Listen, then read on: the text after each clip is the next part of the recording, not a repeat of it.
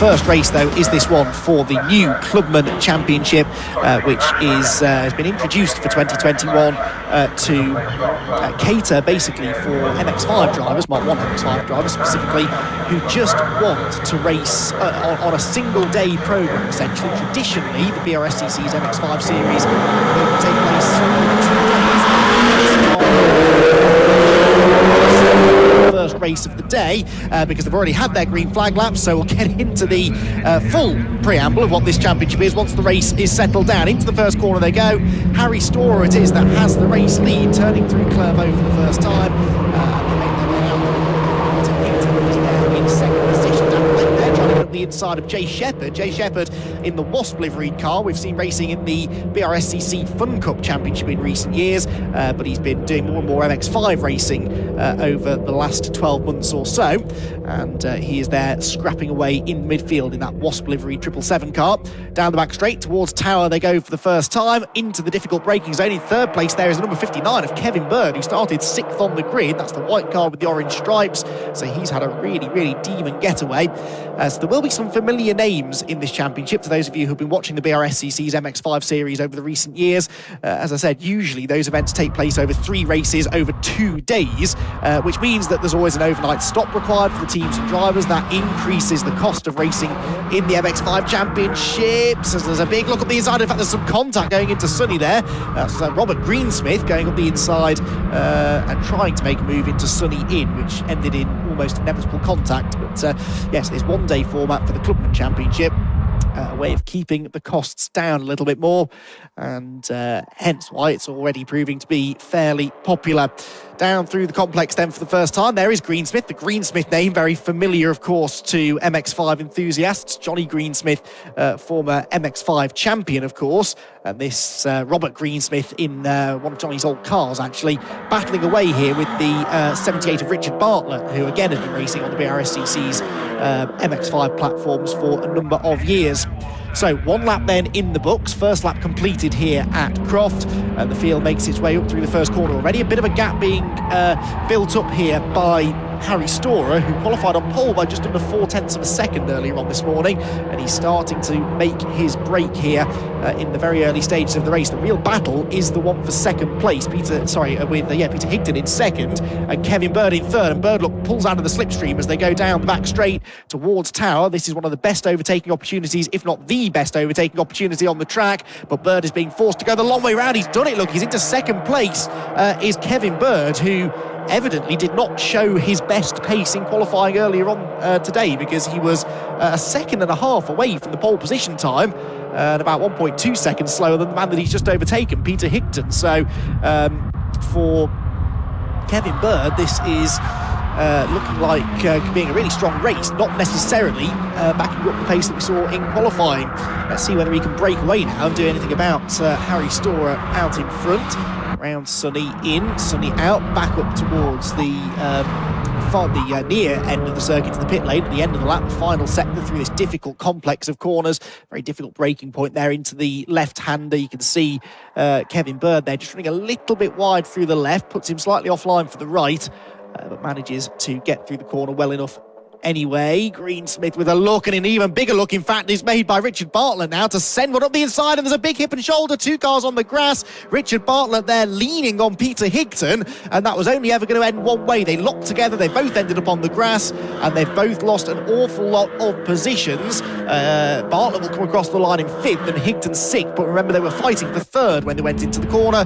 That didn't really work out well for either of them. It has worked out well though for Robert Greensmith there. The blue car moves into 3rd, and Jay Shepherd is back into 4th position now, which is where he started. We had 11 starts, we've still got 11 cars running. Dan Blake there doing well in the blue and black car. Dan making his debut in this series, obviously, as they all are. It's the first round of this championship, but Dan has raced that MX-5 elsewhere quite a lot. Had a big shunt at Castle Combe a week ago, and the car has had to be completely rebuilt basically from the front end. He showed me some pictures yesterday of what a mess it was after that accident, and good to see him out there and getting stuck in. He's chasing down Peter Higton now. He's probably a little bit fired up after that contact at the hairpin. Right, Jay Shepherd now on the tail of Robert Greensmith. He's got a good run out of the Jim Clark S's through the right-hand kink of Barcroft, and then onto the brakes into Sunny Inn.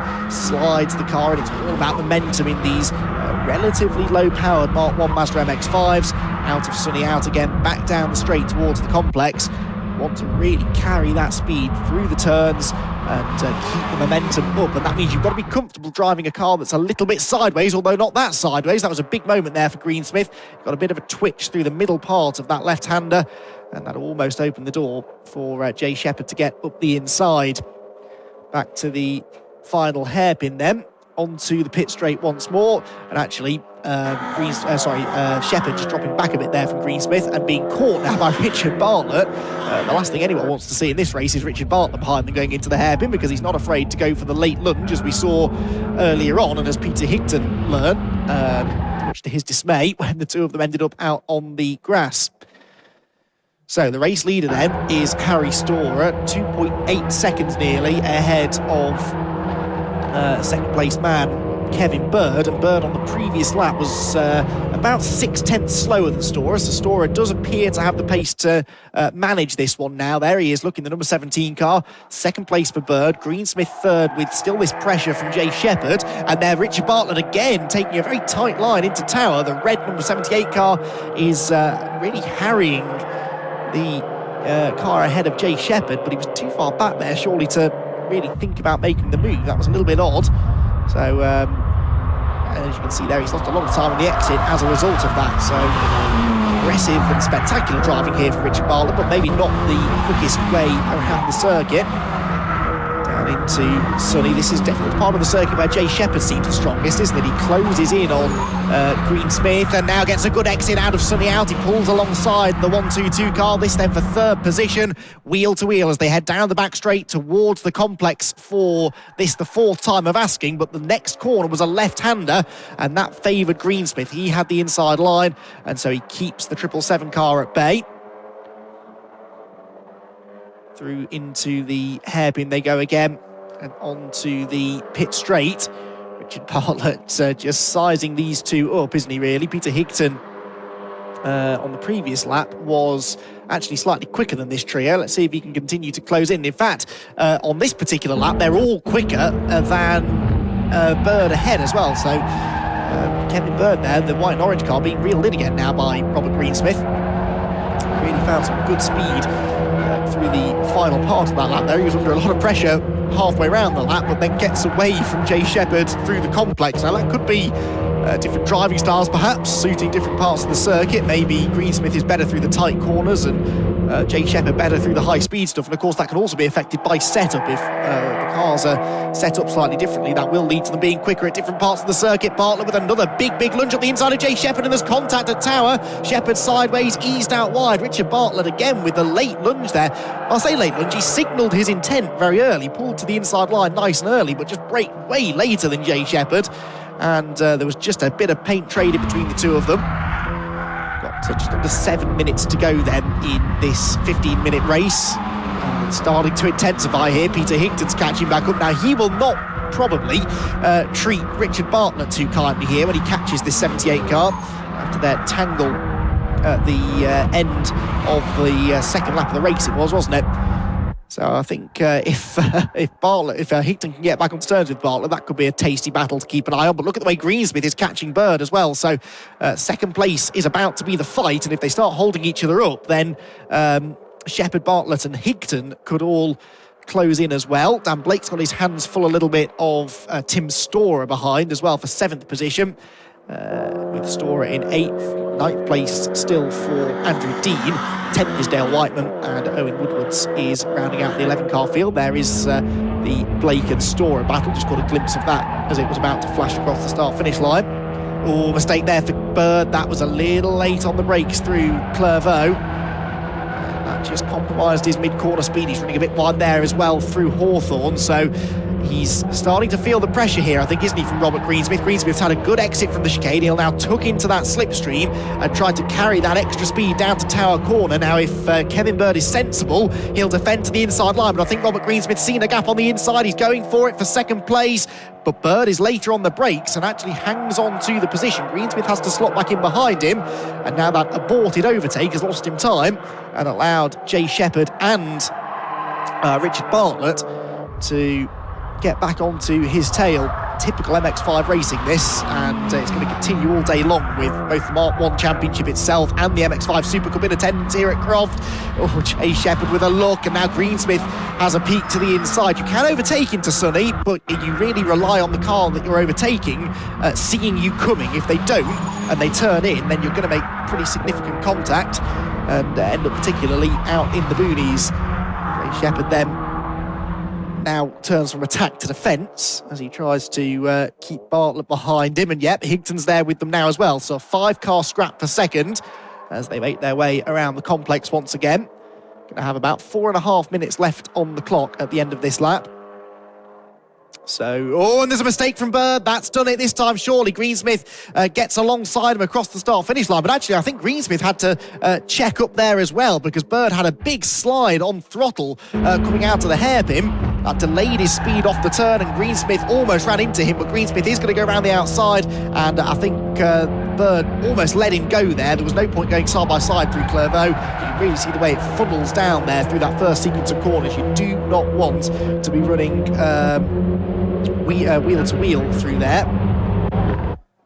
And so Bird decided, I think, to let Greensmith go through. And into second place, but now they're all coming back at him again. Look, Bird's looking up the inside line. You've got the late-breaking Richard Bartlett going up the inside as well. They almost meet in the middle. Bartlett is ahead of Shepherd, though, so he's gained one position, runs a bit wide on the exit of Tower. This is getting lively. I think Peter Higton's got the right idea. Look, he's backed off by a car length or so. Doesn't really want to get too involved in this. It is Greensmith in second. It's Bird in third. Shepherd's back into fourth with a brave move around the outside of Richard Bartlett going into the Jim Clark S's. And look at the speed that Wasp car has carried out of the quick corners. He almost has a go at getting up the inside of Bird into Sunny Inn. Doesn't quite make it stick, actually outbrakes himself slightly and just drifts a bit wide off the apex. There's quite a bit of camber in the road there through both of those Sunny corners, both Sunny in and Sunny out, so you can carry good speed in and allow the banking to catch you. Bird's got it all wrong again, though, and this time surely Shepherd's going to go ahead. Yep, closes the door as they turn through the penultimate corner and head towards the hairpin. So into third place now goes Jay Shepherd. Bird tries to fight back again. This is a bit unfortunate, really, for Kevin Bird, because he had that demon start, had really good pace in the early laps, but he's now starting to slip backwards. A couple of mistakes creeping in, maybe running out of rear grip as well. This track is quite hard on tyres. It's was resurfaced a couple of years ago, but it's still quite abrasive and does seem to wear out the tyres just a little bit. So maybe he's overcooked the rear tyres on these rear-wheel drive Mazda MX-5s, of course, and that might just be hurting his pace now. So new order then is Harry Storer still leading. That hasn't changed. He's 10 seconds on the road. From now, Robert Greensmith in second, third place Jay Shepherd, fourth place Kevin Bird, fifth position is Richard Bartlett with Peter Higton in sixth position, and Tim Storer, I can see, has got himself ahead of Dan Blake as well now. More jockeying for position into Tower Corner, and there's a late lunge up the inside from Bird as he just thought about, he thought maybe that Jay Shepherd had left him a bit of space at the apex, but Jay then instantly turned into the corner. You ideally want to take quite a late apex at Tower to carry the speed up this slight incline then towards and through the Jim Clark S's. So that wide entry does sort of leave you vulnerable to attack from the car behind, if the car behind is feeling particularly racy, which I think it's fair to say Kevin Bird is, because he feels that he is quicker here than Jay Shepherd. He was ahead of him earlier on. Jay Shepherd did out-qualify Kevin by about 0.6 of a second, as we've already sort of seen in this race. Qualifying pace isn't necessarily the full story. Through the complex we go, and again look at the way that Kevin Bird's car is getting sideways, sliding around under throttle, and now we've got this resumption of the Richard Bartlett and oh hello, Bartlett slow off the hairpin there. I was going to say the resumption of the Bartlett and Higton squabble, and they are side by side as they head down towards turn number 1. So Jay Shepherd defending his 3rd position, but behind, look, it's side by side for 5th place, and these are the two that tangled earlier on. And on the inside line, it is going to be Higton that goes through. We're on to the final lap of the race now. Bit of a shame, really. It was just warming up this race, wasn't it, over the last couple of laps? Top 2 positions seem fairly settled now, though. I mean, there's never really been much debate about who was going to win the race. Harry Storer just sort of disappeared from the very start, didn't he? And now Robert Greensmith has established himself in 2nd position, but for 3rd place, it is anyone's guess. 4 drivers as one, heading down towards Tower for the final time. Up the inside looks Peter Higton. He's trying to attack and defend at the same time, trying to attack Kevin Bird and trying to defend from Richard Bartlett. And Bartlett, again, tries to carry the speed off the corner, but is he able to get alongside Higton into the Jim Clark Essex? The answer appears to be no. Now Jay Shepherd is making a bit of a break, so it's almost now a 3-way fight for 4th position between Bird, Higton and Bartlett. Are we going to see any further changes here? Remember, the final corner here at Croft, that tight hairpin, is a really good place to launch a last lap challenge, and I'm sure at least one of these drivers is going to try and do exactly that. Harry Storer, though, is already heading towards the final corner. There he is, right on cue, heads into the final hairpin. It's been a dominant display, this, for the pole man, who actually set the pole position time despite having some lap times disallowed in qualifying, but a dominant display nonetheless in the race, and the first ever race victory in the Mazda MX-5 Clubman Championship goes to Harry Storer. Congratulations to him. Now, what will be going on for 2nd place, because it's all got very tight again. Look, Robert Greensmith's been reeled in here by Jay Shepherd as they come to the start-finish line. It will be Greensmith 2nd, Shepherd 3rd. It will then be Kevin Bird in 4th, with Higton 5th and Bartlett 6th. So no further changes there through that final sequence of corners. Then it's Tim Storer in 7th, Dan Blake in 8th position, but glad, I'm sure, just to get a race under his belt so they can check all of the hasty repairs that have been made to that car have been successful. Then it's Andrew Dean in 10th position for Dale Whiteman and 11th position for Owen Woodwards.